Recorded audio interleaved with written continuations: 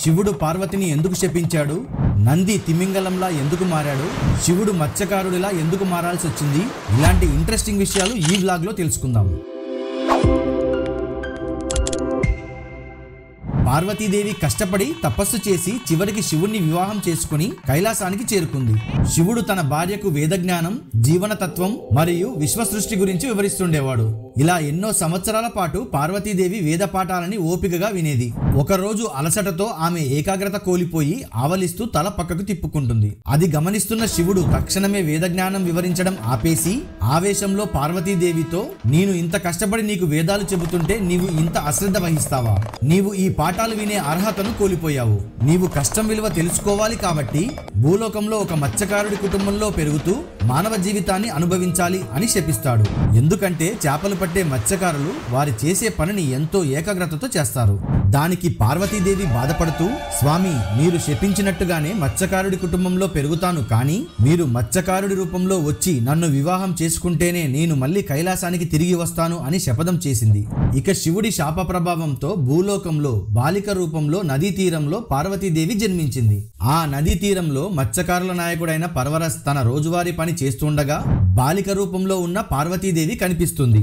ఆ బాలికని నది దగ్గర ఎవరు వదిలేశారు అని అటు ఇటు చూస్తాడు. కానీ అక్కడ ఎవరూ కనిపించకపోవడంతో ఆమెని తన ఇంటికి తీసుకెళ్లి తన సొంత కూతురిలా పెంచుకుంటాడు. మత్స్యకారుల మధ్య పెరిగిన పార్వతీదేవి ప్రతిరోజు ఆ మత్స్యకారులతో పాటే పడవలలో వెళ్లి చేపలు పడుతూ తన జీవన శైలిని కొనసాగిస్తూ ఉండేది. ఇక కైలాసంలో శివుడు భార్య వియోగంతో బాధపడుతూ ఉంటాడు. ఇదంతా గమనిస్తున్న నంది శివుని దగ్గరకు వచ్చి, పరమేశ్వర, పార్వతీదేవిని తిరిగి కైలాసానికి పిలవవచ్చు కదా అని అడుగుతాడు. అప్పుడు శివుడు నందితో, పార్వతీదేవి మత్స్యకారుల మధ్య తన జీవన శైలి గడుపుతుంది.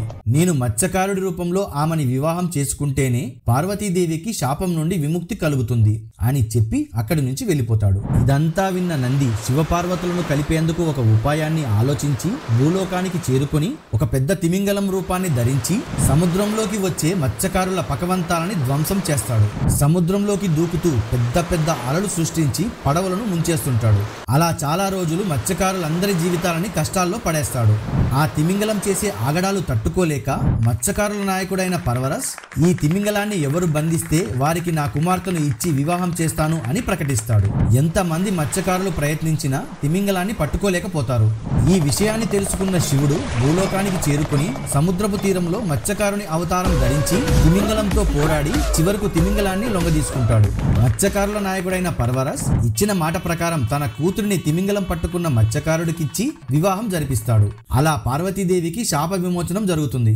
పార్వతీదేవికి శాప విమోచనం జరగడంతో నంది, శివపార్వతులు వాళ్ళ యథారూపంలోకి వచ్చి అక్కడ ఉన్న మత్స్యకారులందరినీ ఆశీర్వదించి మానవులకు సత్యం, కష్టం, భక్తి యొక్క విలువలు తెలియజేసి తిరిగి కైలాసానికి వెళ్ళిపోతారు. అందరూ కమెంట్లో చెప్పండి, హర హర మహాదేవ, శంభో శంకర.